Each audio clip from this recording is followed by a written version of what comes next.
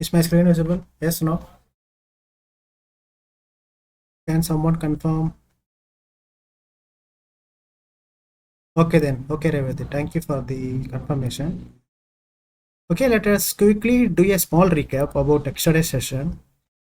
So yesterday we have started discussing about why multiple inheritance is not possible in Java, right? So before understanding that, so how your data can be represented in Java? If you ask me, the answer is very simple. Okay, every data must be represented in the form of objects, right? Especially in the object oriented programming language or in the object oriented programming system, you can categorize the OOPs into many types. One is you have class, you have object, you have abstraction, you have inheritance, you have polymorphism, and after that you have encapsulation, right? So since we are talking about the multiple inheritance, we need to understand what is inheritance, because the last four concepts, this abstraction, inheritance, polymorphism, and encapsulation, these are the pillars of object oriented programming language. These concepts are very important to stick to the object oriented futures, right? When you say the language is object oriented programming language, what does it really mean? It is following all these four principles. Of course, it is also following class and object. Apart from that, it is following the abstraction, it is following the inheritance, polymorphism, followed by encapsulation, right? So we need to understand, the interview question is what? Why multiple inheritance is not possible in Java? Why Java does not support multiple inheritance? That is the interview question. To understand that, we need to understand what is, first of all, what is inheritance, right? So if you have any raw data like that, if let us say that the data is like Balaji or a character, a simple character A, or a kind of number 1000. If you have such data, if you want to store this data, you have to use what? You have to use Java classes, right? Let me take a class A to understand the inheritance. Okay, I have a class A. The name of the class is Windows operating system, Windows OS. And I have another class. The name of the class is Lenovo. Okay, these two classes are independent class, which means they do not have any relationship. Okay, I want to make a relationship. What I was saying you yesterday, in the real time analogy, if you take your parents, okay, your parents, they build assets, they make a lot of money, right? So being a child to your parents, what is your role actually there? What is your role? You have all rights to enjoy the assets, you have all rights to enjoy the money that was produced by your parents. Yes or no? Here you are actually following what? The inheritance hierarchy. Okay, in future you may be a parent and you may have children, and you may also have grandchildren, right? The money that you earn, okay, directly or indirectly, your children as well as your grandchildren has the equal rights to enjoy the assets that is owned by you or enjoy the money that is produced by you. Okay, inheritance relationship. Likewise, in Java, if you want to make such inheritance relationship, you need to use what? You need to use extends keyword. If you have two independent classes, you want to make a relationship, is a relationship. You want to ensure that there is a relationship between two classes. You need to use what? You need to use the extends keyword. Okay. After the extends keyword, the class that you are using is going to be the parent class, and before the extends keyword, the class that is already there is called as what? The child class. And there are other name for parent class. What are they? They are super class. You can call them as what? The base class. The other names. Likewise, there are other names for child class, which are they? They are called as derived class or child class or subclasses. Okay. Once you use the extends keyword, you are making a relationship. As simple as that. Okay. So this is called as what? The inheritance. Inheritance can be achieved by using which keyword? By using extends keyword. Okay, sir. So far, so good. We have understood what is inheritance in Java, right?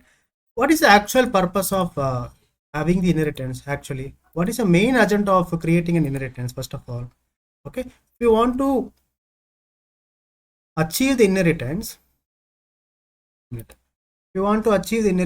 okay, the main agenda is to achieve the reusability. Same example, you have Windows OS and you have the Lenovo machine. Lenovo is a laptop, right? Okay, Lenovo is a laptop, or I can say that Lenovo is a machine, right? You are making a relationship by using extends keyword. Okay, all the properties and behaviors of Windows operating system such as Notepad, MS Word or calculator is available to Lenovo machine because you are using extends keyword. You are extending the relation to another level, right? That two independent class now what? Now they are not independent anymore. Lenovo is extending to another class which is Windows operating system, and the default nature of Windows operating system is explicitly available to Lenovo machine, right? And the default nature of Lenovo is what? Lenovo machine may have the independent games, may have the independent application that is available to Lenovo itself, but the super class features are also available to Lenovo machine by using the extends keyword. So this is what the inheritance is. Okay, now the question comes, what is multiple inheritance, right? Multiple inheritance is something, let me open that for you.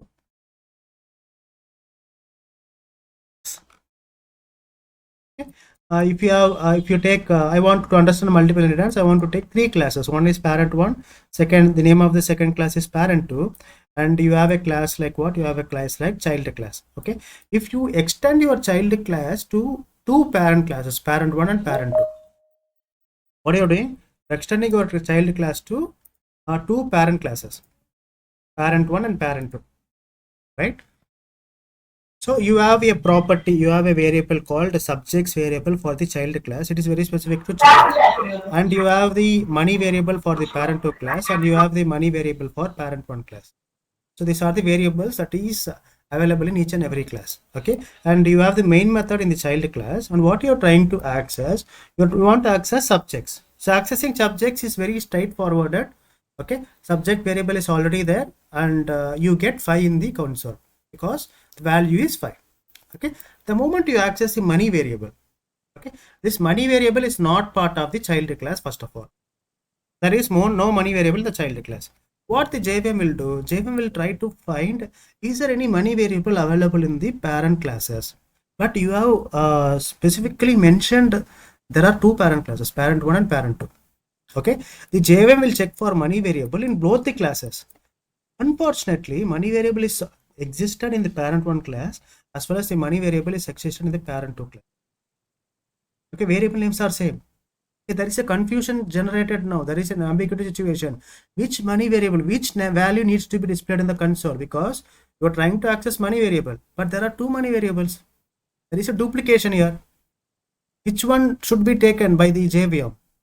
JVM will not understand whether it has to take this money variable or it has to take this money variable, because both are parent classes, right? Both are parent classes. So there is a situation. What kind of situation that we are seeing now? A confused state of mind.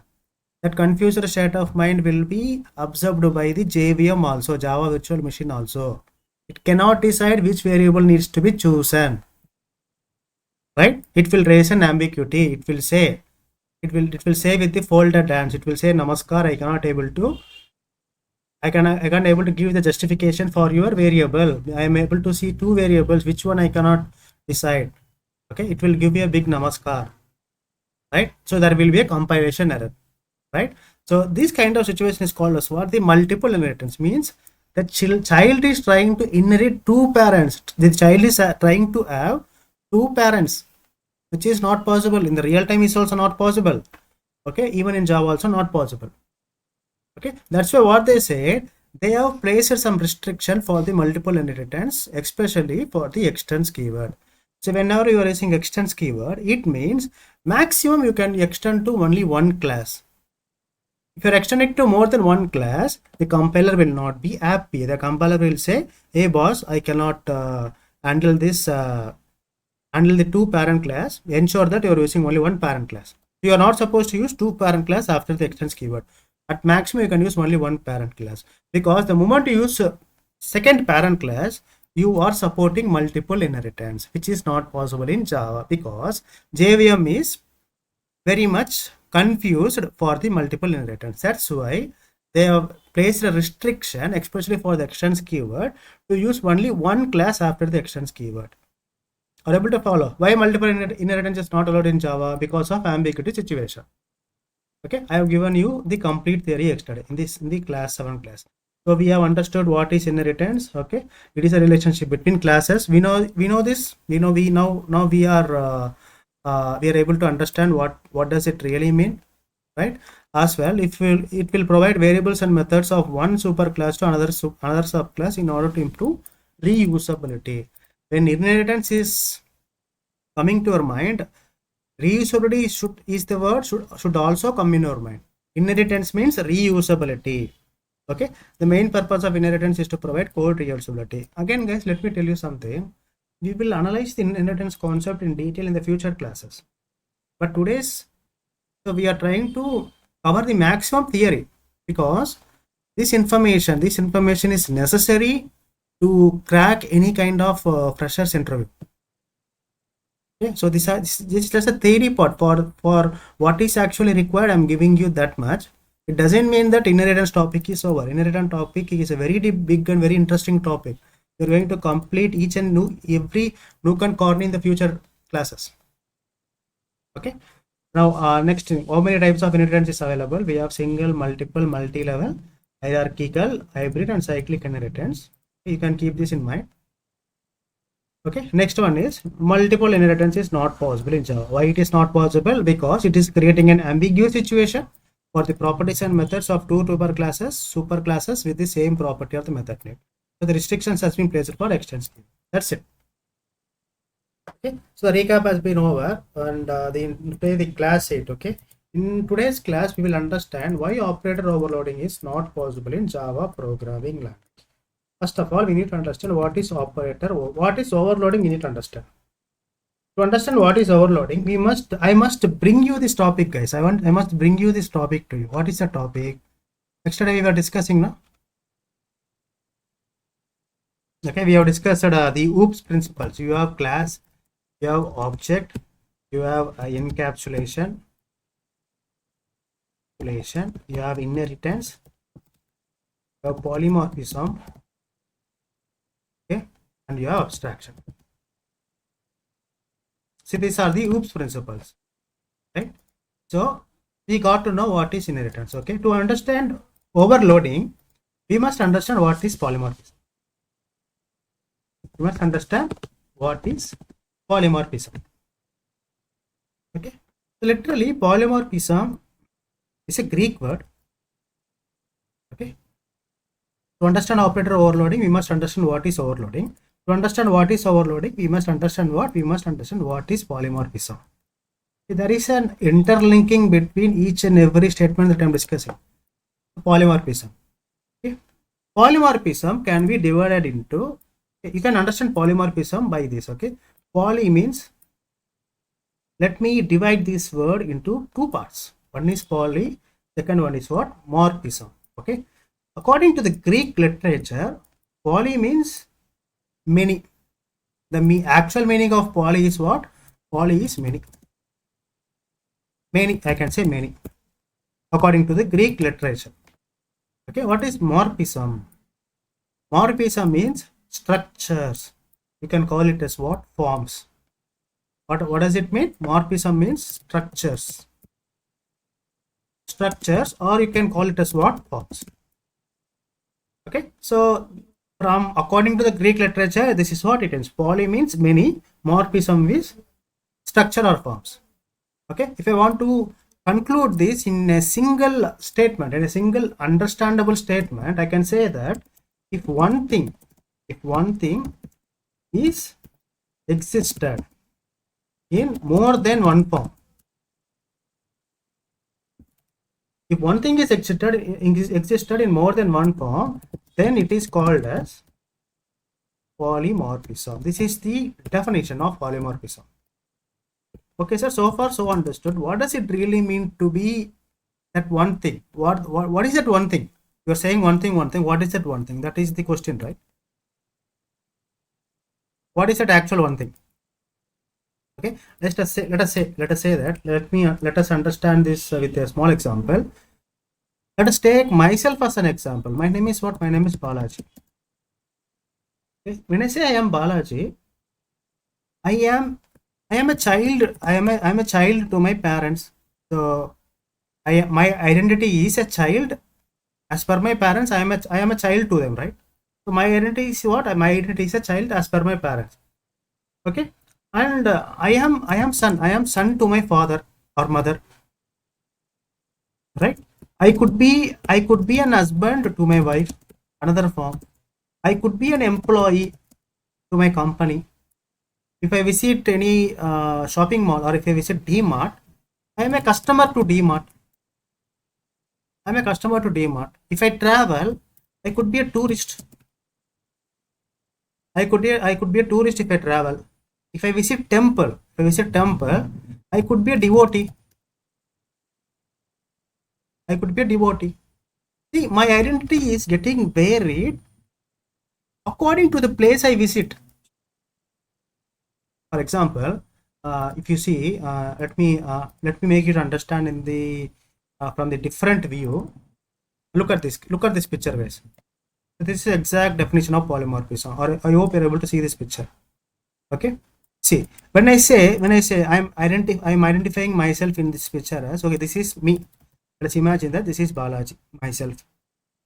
Okay, and the moment I start traveling, Balaji becomes what? Balaji becomes the traveler, or I can be identified as a tourist person. The moment I start traveling, okay, to my family, I could be the father to my children. To my family, I could be the father according to my children. I could be the husband according to my wife. Right? When I visit any grocery store, if I'm visiting any grocery store or if I'm visiting any shopping mall, I am the customer. I am what? I become customer. Okay. So when I visit my office, I am an employee. So don't you think that my identity is getting changed according to the place I visit? My name is going to be same. My name is going to be Balaji everywhere. This Balaji is also Balaji here. But the category is tourist person. The Balaji is also Balaji here, but the category is an employee. The behavior is getting changed from place to place. Okay, I am getting a new identity. Right? So when I visit any constructor company, I become what? I become engineer, civil engineer. Okay, when I take any interviews, I am one of the interview panel member. Okay, I can call myself as what? Interview panel. Interview panel. Right? Person is one person. Person is what? One person. But this identity of this one person is getting changed according to the places that I visit, right? Okay. It means what? Many forms. Balaji is existed in many forms. Balaji is existed in many forms. Okay. This is called as what? This is called as nothing but polymorphism. Okay. So by definition, if we go by definition, what does the definition says? If one thing is existed in more than one form, then that is called as what? Polymorphism. So this is the typical example of polymorphism. Okay, and one more thing, the main advantage, what is that advantage that we have with the polymorphism? What is an advantage? You are saying polymorphism, okay, we are able to understand now what is polymorphism. The next question is, what is the actual purpose of polymorphism? Okay, the main advantage of the polymorphism is what? Is flexibility, being flexible in nature. What? Being very much flexible in nature. Right? So now I hope you have understood what is polymorphism. One person, if you take myself an example, I can be existed in many forms according to the place that I visit. Right? I am being myself, but the moment I visit different places, my identity is getting changed according to the place I visit. One person, but many forms. Today I can be your faculty. Tomorrow I am an employee again. Right? When I visit office, I am an employee to my office. When I visit in the evening time, when I visit any grocery stores, I am a customer to that store. Right? And when I take interview, I am an interview panel. Okay, when I visit places, I become tourist person. To my family, I am father to my children. and I am husband to my wife. Okay, my identity is getting varied as per the place that I choose. That is called as polymorphism. Okay, how I can convert this analogy to the Java programming language? That understanding is necessary. Real time, this is how the real time example is. How can we convert this to Java? How this analogy can be converted to understand the Java programming language? Right. This next question, the main advantage is what it is talking about: flexibility. Okay, and again there are polymorphism is further categorized like this, guys. Let me show that for you. This one. You talk about polymorphism. Okay. Hope this is visible. You have the again the polymorphism is categorized into the compile time polymorphism and runtime polymorphism. Right. So under compile time polymorphism, there is a concept called method overloading and operator overloading. Under runtime polymorphism, there is a concept called method overriding. So our understanding today is going to be only on what is operator overloading and why it is not allowed in Java.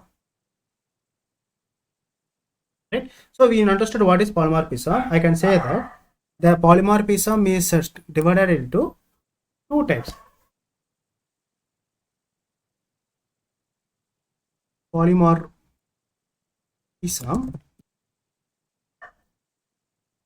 is divided into two types. First one is compile time polymorphism. Second one is what? Runtime polymorphism. Okay. So what is compile time polymorphism? So that is the follow-up question that we need to understand. What is compile time polymorphism? Focus here, guys. Compile time polymorphism. Very simple. If the polymorphism, I am keeping the shortcut as PM, is existed at the compilation time, it is called as what? It is called as compile time polymorphism or static polymorphism. Okay. Second one is what? Runtime polymorphism. What is runtime polymorphism? What is runtime polymorphism? Runtime. If the polymorphism is existed at the runtime,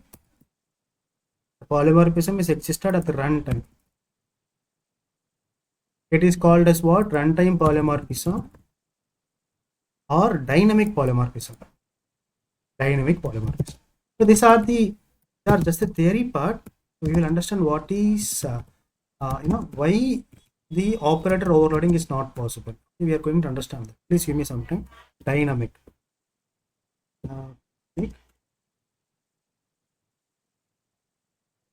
Correction.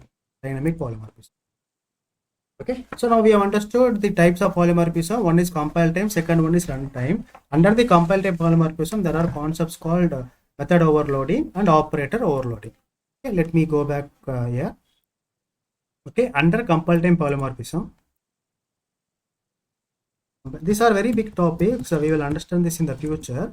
So today we are just trying to understand why operator overloading is not possible in Java, because that is the popular interview question. Compile time polymorphism. Okay, when I say compile time polymorphism, compile time polymorphism is again divided into two categories. What are they? You have method overloading.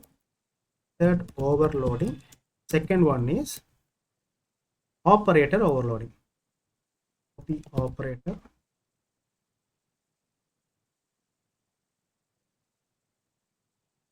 operator overloading. So what is method overloading? That is the question. Okay, what is method overloading? Okay. So method overloading. Let me make you to understand this in a different picture. For example, guys, in Java, I want to create a function. I want to create a method. In Java, I want to do what? I want to create a method. Let us say that the name of the method is class So I have a class A. Inside the class A, I want to keep one method. The name of the method is something like void add method. Focus here. So we will understand about these methods and classes later. Now try to focus only on the method. Method is used to write a functionality to achieve one business logic. We have a method like addition method. Okay, my addition method is going to accept two parameters. One is integer I, comma integer j. Okay, if I ask you what is the name of this method, if I ask you what is the name of the method, you should be answering like, sir, I can see that the name of the method is what? Add. Now the name of the method is what? Add method. And if I ask you the second question, how many parameters this method is accepting? What type of parameters it is accepting? It is accepting two parameters or two arguments in the form of integers. You can say that two integers it is accepting. Two integer values it is accepting. Right? What does it really mean? If I pass two integer values to this method, okay, my method has a logic, my method has a business logic, which is placed there in such a way that the moment you pass two integer numbers to this method, for example, if you pass 100 comma 100, it is going to perform the arithmetic addition and it is going to return 200 in the console. So this is the functionality of this method. Okay, so focus here, the name of the method is add and the arguments that you are passing is what? Two integer arguments. First thing. Second thing, I am going to have another method in the same class. This time the name of the method is what? Add itself, but instead of passing two integer values, I want to pass three integer values here, something like integer I, integer j, integer k. Okay, and there is a logic inside this method which is going to perform the arithmetic addition, but it is going to accept three arguments this time. Okay, now if I ask you what is the name of the second method, you would say, sir, the name of the first method is also add, the name of the second method is also add. Method names are same. Okay, and if I ask you how many arguments the second method is accepting, how many arguments the second method is accepting, you would say that, sir, the second method name is addition and it is accepting three integer values this time. It is accepting how many values? Three integer values. What does it really mean? You are allowed to use this method when you have three inputs. For example, the three inputs could be like 100, 200, 300. Okay, the moment you pass these three numbers as an input to this method, the moment you pass these three numbers as an input to this method, what it is going to perform? It is going to perform the arithmetic addition of three numbers. The answer is going to be what? 600. Okay, here the answer is going to be what? 200. Why 200? Because you are passing two hundreds as an input, 100 and 100. Okay, and here it is accepting two numbers as an input, 100 comma 100. Okay, the answer is going to be what? 200. Okay. Can you make one observation here? Okay, the name of the first method is also addition. The name of the first method is also what? I mean, not addition, add. The name of the second method is also add. Method names are same. First conclusion, I can say that method names are same. Method names are same. But what about the purpose? What about the purpose? So we have declared two the methods with the same name. The name of this method is also add. The name of this method is also add. Okay, but there is difference in the argument. But what is the difference? There is a difference in number of arguments.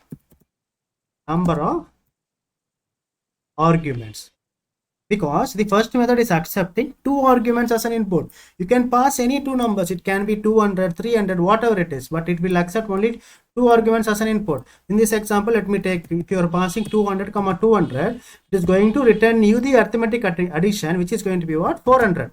Arguments are different. In this case, it is going to accept three inputs as an argument. You can pass any three numbers, 100 comma 100 comma 100. Three numbers, then the number of inputs are three, the number of inputs are true. Different in arguments, but method names are same. Okay, what is that understanding now? Now I can conclude that if we declare more than one method with the same name and with different in parameters. Okay? It is called as method overloading. Are you able to follow? Now I'm going to ask you one question. I have two methods. We should say whether it is a method overloading or not. Okay. I have subtraction method. The name of the method is sub method integer I comma integer j. Okay, this is one of the methods. Okay, and the second method is same subtraction method. The second method is accepting three arguments integer I, j, k. So are these two methods are overloaded methods? Okay, when you want to say that the methods are overloaded, always make an observation. What is an observation? Ensure that the method names are same. Sub is the method name, sub is the method name. Both methods names are same. Condition number one is satisfied. Condition number should be what? Both the method names has to be same. Second one is they should be different in arguments. Okay, the first method is accepting two arguments integer I comma integer j. The second method is accepting three arguments. Okay, second condition is also satisfied. First condition method name should be same. Second condition both should have different number of arguments. If these two conditions are satisfied, then they are called as what? The overloaded methods. Or you can say that they are following what? Method overloading. They are called as method overloading. Okay, can I say that these two methods are overloaded methods? Yes or no? Type in the chat box. Can I say that? Can I have that conclusion? Yes, no? Come on, everyone. Can anyone say that these two methods are overloaded methods? Yes, no, yes, no, yes, no. Can I say it is an overloaded method? Any answers? Yes, they are overloaded. According to the condition, they are overloaded methods, right? If I ask you the same question in a different way, okay, let me take the another question. Okay, if I say void add integer I comma integer j. Okay, void, second one, void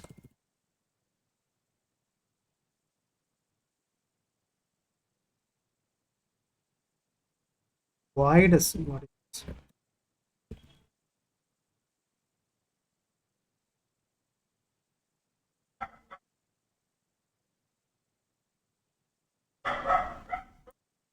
Let me open a new page screen.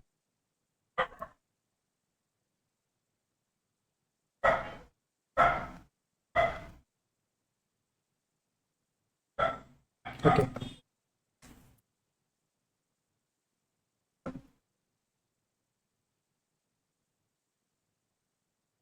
I ask you void sub integer I comma integer j. Okay, next one is void add integer I comma integer j. If I ask you these two methods are overloaded methods or not, okay, it should be in small, it should be in the lower case. Void. What should be the answer? If I have two methods and if I ask you whether these two methods are overloaded methods or not overloaded methods, you should make an observation. What is an observation? Firstly, you should check whether these two methods are having the same name. Both are not having the same name. The first condition itself is failed. First condition itself is failed. When the first condition itself is failed, then they are not overloaded methods. To ensure that both are overloaded methods, the method name must match each other. Both should have the same method name, right? And if I ask you the another question, right, void sub integer I comma integer j. Okay, so next method, next name of the next method is again the same method, void sub integer I comma integer j. If I ask you whether these two methods are overloaded methods or not, you should be answering in such a way that first you should check whether they both the methods are possessing the same name or not. Yes, they are having the same name of the method is sub method. Second thing, first condition is satisfied here. First condition is satisfied. The second condition is what? Second condition, they should be different in arguments. Okay, but in this case, both are having the same number of arguments and the same data types. Second condition is failing here. First condition is passing, second condition is failing. So again, these two methods are not called as the overloaded methods. Two conditions should satisfy. Okay, the length of the argument should different in nature. Here you have two arguments, both are integer type. Here also you have two arguments, both are integer type. They should not be same, they should be different in nature. Then only you can call them as what? The overloaded methods. Now we have understood what is method overloading from this example. Okay, now we need to understand what is operator overloading. You should understand what is operator overloading. Operator overloading, because when you understand what is operator overloading, then we can also understand why operator overloading is not possible in Java. Yes or no? Okay, now understand this case. To understand operator overloading, first of all understand what is an operator. Focus here. I want everyone's attention should be here. Okay, very important topic. Okay, I will take some operators. The operators are like, you have operators like the plus operator, you have very popular operator. Okay, you have minus operator, you have multiplication operator, you have division operator. So these are the operators to perform arithmetic operations. When I say, if I say 100 plus 100, when I say 100 plus 100, here I can categorize this line into what? Different picture. How I can categorize this first 100 is called as what? The operand. The value you call it as what? The operand. Okay, and the second 100, okay, this is also called as what? This is also called as what? Operand. And the middle number, the middle symbol, okay, the symbol, plus symbol, this plus symbol is called as what? The operator. What does the operator do? This operator is going to perform arithmetic addition based upon the given operands. Okay, I can say that 100 plus 100 becomes 200. Yes or no? 100 plus 100 is going to be what? 200. Very simple calculation. Okay, I can also say that, okay, this plus is an operator. This plus is an operator which is basically used to perform what? Arithmetic addition. Yes or no? It is designed, or it is basically used, or it is found to be performing what? Arithmetic addition. Arithmetic addition. Is there anything else that we can do with this operator? Plus means always addition. That is what we have been studying so far, even from our childhood. Even in mathematics, even in Java, the plus is representing an operator which is going to perform the arithmetic addition. Yes or no?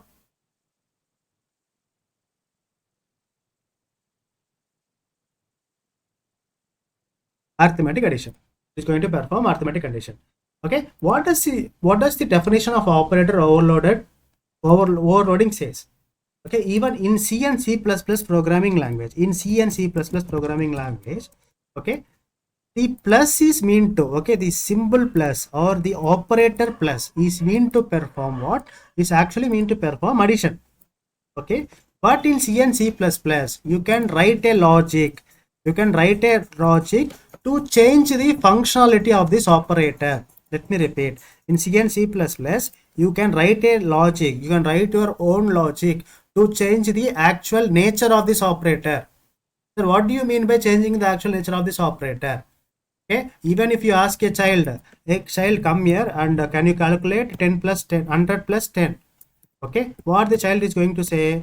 After the calculation, the child is going to say 100 plus is what? 100 plus 10 is 110. This is the actual answer.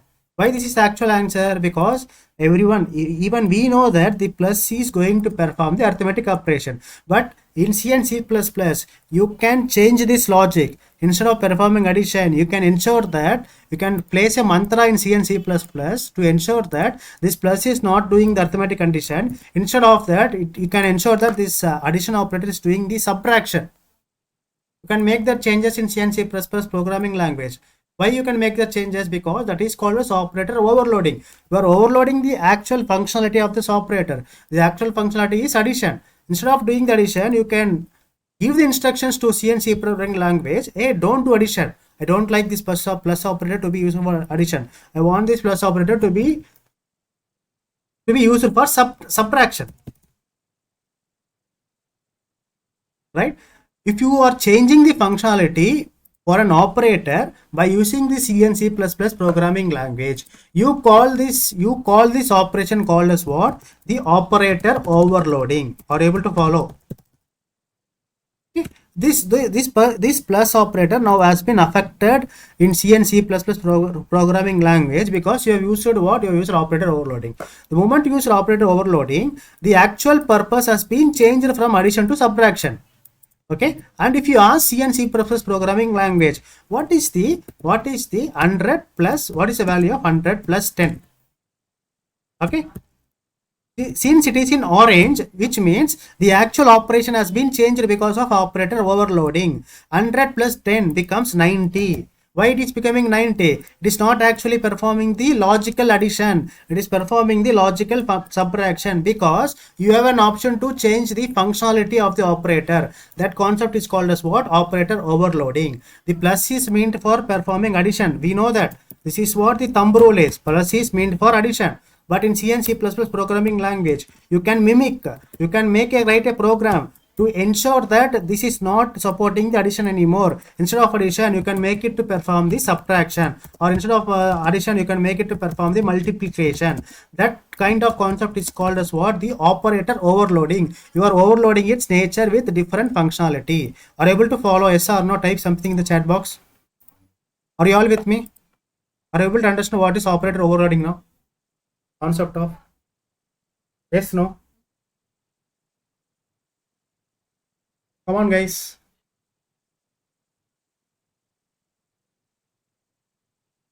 Yes, no? Teja, Jyoti, Srikanth, Monica, Lakshmi.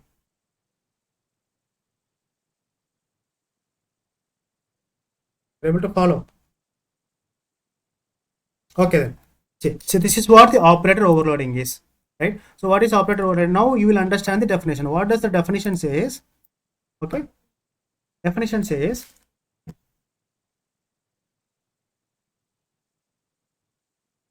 operator overloading. Okay. If we declare an operator means what? Additional operator in this example with more than one operation, functionality or purpose. Okay, then that operator is called as what?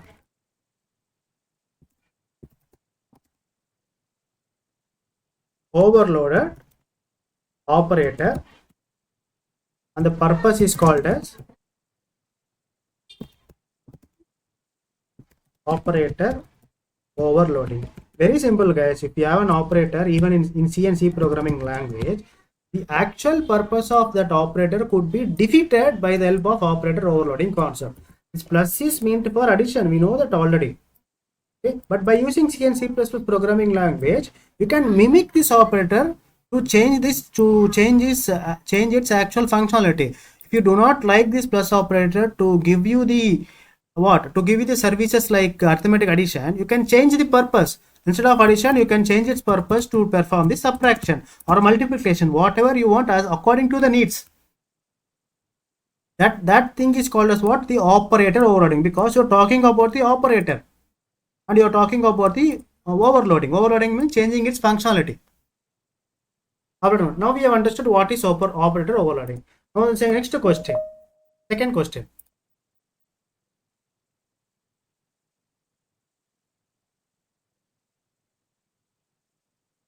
Second question, why operator overloading is not possible in Java? Operator overloading is not possible in Java. Okay, now I will help you to understand this in a different angle. Okay, so in Java, for example, let us say that I have integer a equal to 10, integer b equal to 20, okay, integer c equal to a plus b. We launch this. Integer c equal to what? A plus b, right? If I see now, there is a value a, then in the memory you have a, you have b, and you have c. Okay, so this is the value is 10, the value is 20. Okay, and the combination of 10 and 20 is going to be what? 30. So these are the storage areas. Okay, you have 10, you have a, you have b, and you have c with the respective memory locations a, b, and c. Right, c is going to be 8. So the moment if you print system.out.println, system.out.println, if you try to print c, the value of c, okay, let me write this. System.out.println, you just want to print what? You just want to print the value c. So c is what? C is a variable.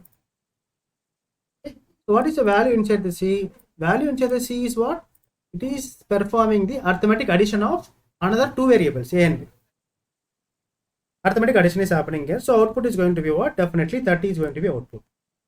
Okay. But in Java, there is a special place for this plus operator.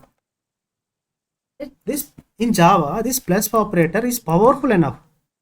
This plus operator is powerful enough to recognize the operands. Let me repeat. This plus operator is powerful enough to recognize its operands. In this case, what are the operands? A plus b. A plus b. A is 10, b is 20. Okay, so you have something like 10 operands. The operand one is what? The operand one is 10. The operand 2 is 20. These are the two operands. Okay, so this operator is going to perform arithmetic addition 30. So we know that so far. Okay, Java will recognize based upon the operand. These two operands are numbers. Operand 1 is a number, operand 2 is also a number. When the number is getting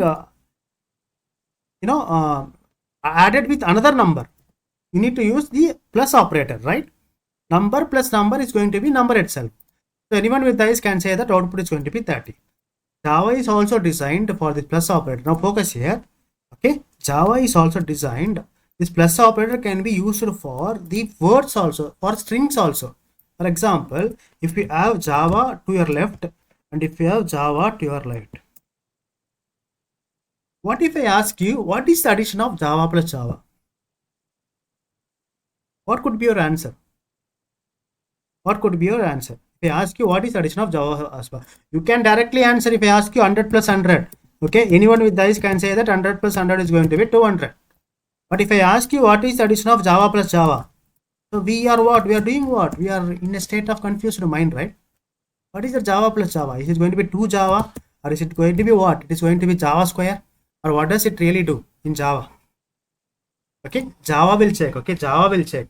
Okay, this person is using what? This person is using an operator called the plus operator using. It will check towards its left side. What is the value? What is that operand in the left side?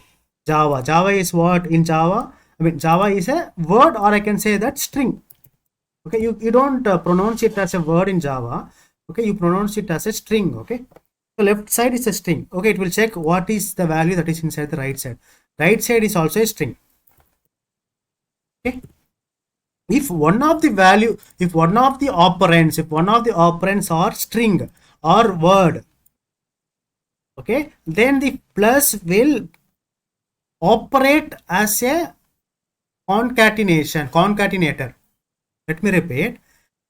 The first example, focus here. First example, it will check for left hand side. Left hand side is a number and right hand side is also a number. No issues. Number plus number is going to become a number itself. So output is 30. Straightforwarded. It will try to trace. Okay, I have a number in the left hand side.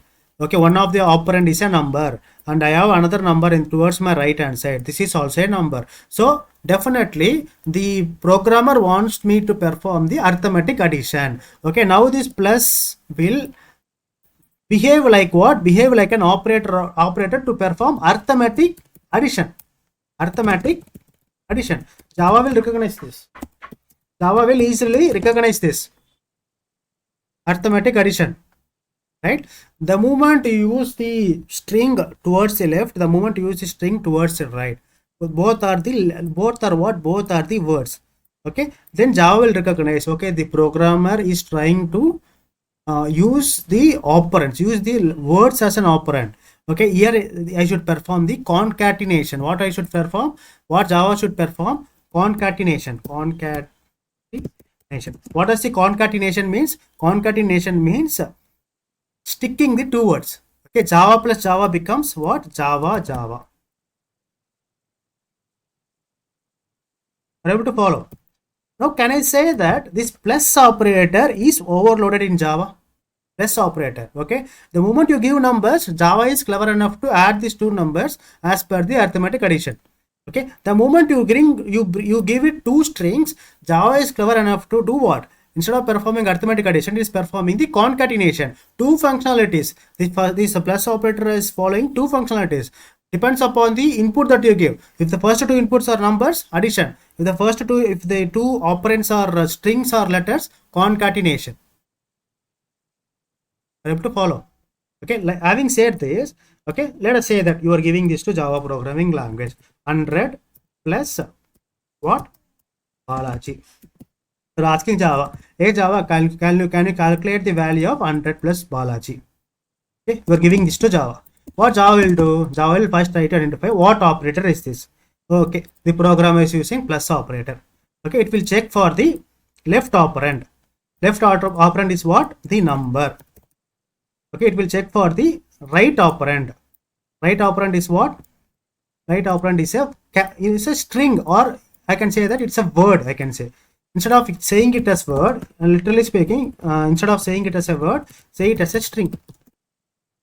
Okay, so now it will recognize, okay, the program is trying to do the number plus string addition. Okay, is trying to perform what?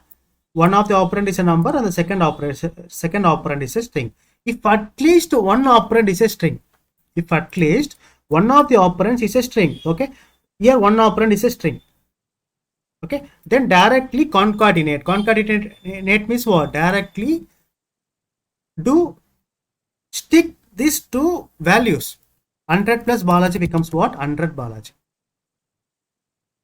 Okay, this is something new, guys. You need to what we call it as get used to these functionalities in Java. Okay, let me give you another example. Okay,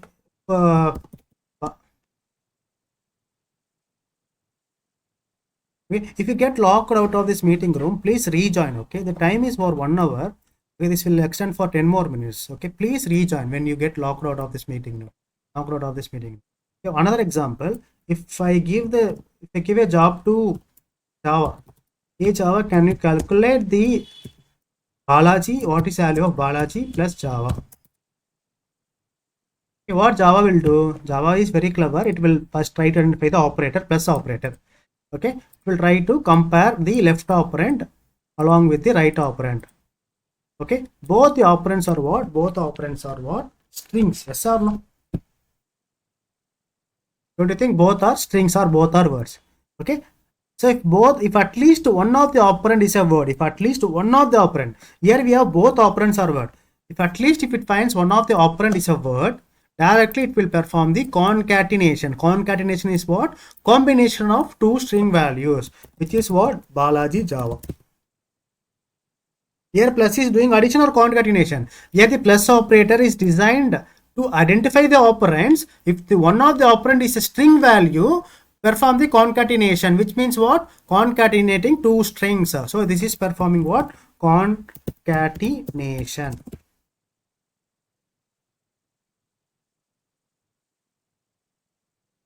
Right? Another example. Okay, if we have two numbers, 100 plus 200. If you ask you, hey Java, can you find the answer for 100 plus 200? Okay, Java will try to trace the operator, which is plus, and it will try to trace the left operand. Okay, followed by it is going to trace the right operand. Okay, both are numbers, both are direct numbers. If both are numbers, do the arithmetic addition. 200 plus 100 becomes 300. Right? Here what? Here the operator is, the functionality of the operator is going to perform what? Arithmetic addition. How it is recognizing this? Based upon the operands that we are using. Operand. Arithmetic addition is happening here. Okay, now third example. Third example, you have 100 here plus you have Java here. Okay, hey Java, can you have calculate the value of 100 plus Java? Okay, Java, what it will do? It will try to trace the operator. Okay, plus operator. Okay, let us. It will try to check is the both the operands are numbers. First of all, both are not numbers. One is number and one is string. If at least one of the operands are string, at least one of the operand. Okay, here Java is a string. Okay, if at least one of the operand, if at least one of the operand, what is that? If at least one of the operands are, yeah, I mean is a string, then the plus operator performs the concatenation. What is the concatenation? 100 plus Java, when it gets concatenated, it becomes 100 Java. As simple as that.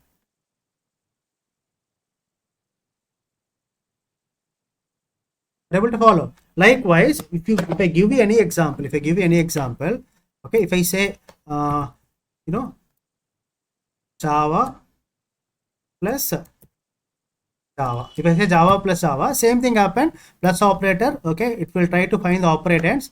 Two operands are string here, okay. Two operands are what? Two operands are string here. Operand 1 is a string, operand 2 is also string. Java plus Java, since both are string, it will perform concatenation. It becomes Java Java. Right? And if you have something like this, Java plus 20, okay, if at least one of the operand is a string, if at least one of the operand is a string, here this is a string, this is a number, so concatenation, if at least one of the operating is string, perform the concatenation. So Java 20. Able to follow? Yes, no? Okay. Now the question is what? Operator overloading is not possible in Java. Then what is this? This is called as operator overloading because the plus is an operator that is going to perform two kinds of operation depending upon the operands. Right? It is going to perform two kind of operations. One is what? One is arithmetic addition. If the two inputs are numbers. Arithmetic addition if two inputs are numbers. Okay. Second one is what? Second one is concatenation. If one of the operand is a string. Then how can I say that operator overloading is not possible in Java? See guys, these are the internal things. So this operator overloading in Java is given by the Java people. Okay, they have given operator overloading only for this plus operator. Only for this plus operator, operator overloading is possible. These are the internal things. This was a design given by the Java people. Java people, they gave this operator overloading only for the plus operator. If you as a programmer, if you want to design your own operator overloading, it is not possible. If you as a programmer, okay, if you want to design operator overloading, it is not possible for the programmer. They have been given any opportunity for the programmer to develop his own operator to perform operator overloading. But internally, except for the plus symbol, operator overloading is not possible in Java except for the plus symbol. This is the internal thing that was given by the Java people. Why it is not possible in Java? Because Java people thought the program should be what?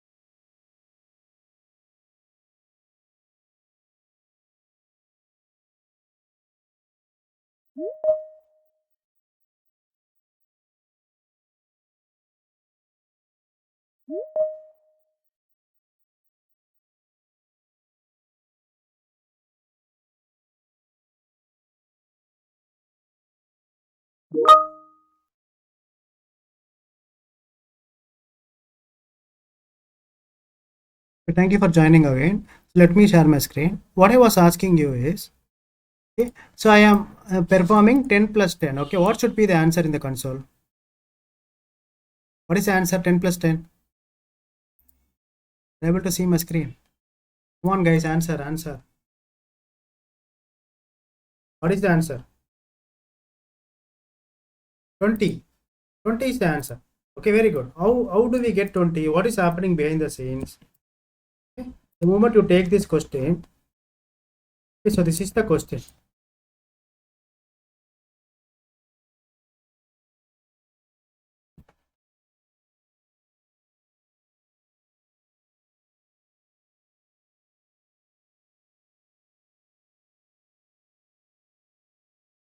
Okay, the compilation, I mean, the execution starts from left to right, from the direction left to right. Okay, the value of first value is a number followed by the additional or plus operator. Okay, then followed by the number. Okay, this plus operator will check if the two sides are the numbers or not. If they are numbers, it is going to return 20 in the console, right? Now the second question is, what is the value of, what is the answer if I ask you, right? Java plus Java. What does it will give you when you say Java plus Java? Come on, type in the chat box. What will be the answer?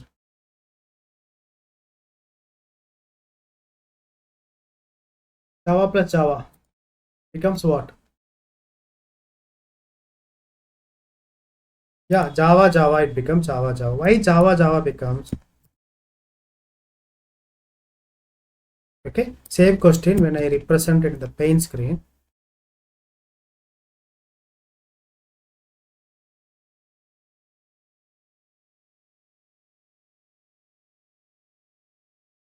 Okay, execution starts from left to right. Okay, so it will recognize a plus operator and it will try to find if any one of the operands is a string. Here Java is a string, this is also a string. If both are strings, concatenation happens. So concatenation is what? Java gets concatenated with Java. The output is going to be what? Java. Or no? Run this code.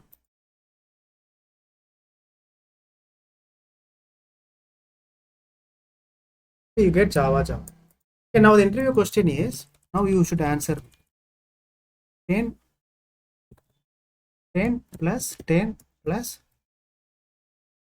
Java. This is a popular interview question. Plus 10 plus 10. Now what is the answer?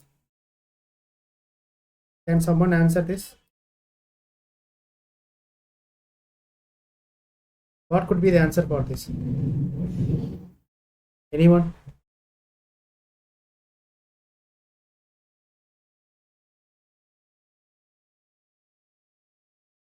Come on.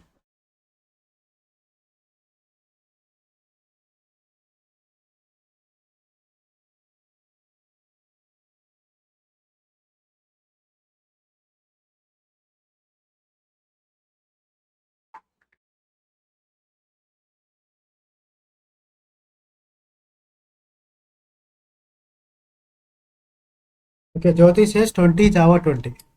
Okay, let me explain this for you. Okay, focus here. So this is a popular interview question. We save this. We'll save.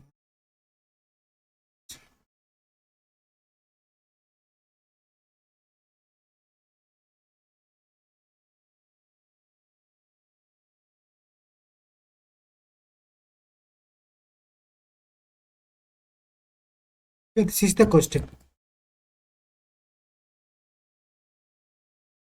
Okay, execution starts from left to right. Left to right. Always remember left to right. Okay, so what is the first value? First value is 10. Second value is also 10. Okay, first the operation will happen upon this 10 plus 10. Okay, the operation will happen upon this 10 plus 10. Okay, so there is an operator called plus operator. Okay, and both are numbers. 10 plus 10, both are numbers. So 10 plus 10 becomes 20. Right, after this 20, the remaining values are going to be same. 20 Java plus 10 plus 10. After the substitution, first level substitution, this is what the answer is going to be. 20 Java 10 plus 10. Again the substitution starts. So left to right. From left to right. Okay, so where is the first operator? Okay, here is the operator. Plus operator is here. Okay, when plus operator is here, there are two operators. One is a number, second one is a string. Okay, 20 plus Java. Since there is a string here, one of the operands is a string, becomes what? 20 Java. Right? Plus again 10 plus 10. Right? So this is the next level substitution. Okay, this is what you will get. Again, the control starts from left to right. It's going to start from left to right. Okay, now 20 plus Java plus 10. Okay, there is a plus operator. So left hand side, this part is a string part. This part is completely a string. 20 Java is a string. It is just like a word. Plus there is a number. Right? 20 Java plus 10. Okay, becomes 20 Java 10. Again, it will become a string plus there is another 10. Okay, last level substitution. Left to right. Okay, 20 Java 10. This is a complete string. String plus number is a concatenation. What does it become?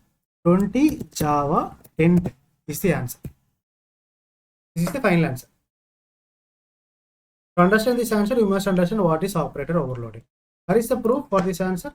Run this piece of code. You get what? 20 Java 10. Right? Very famous interview question. This has been asked for even for experienced candidates also. Okay, that's all about the operator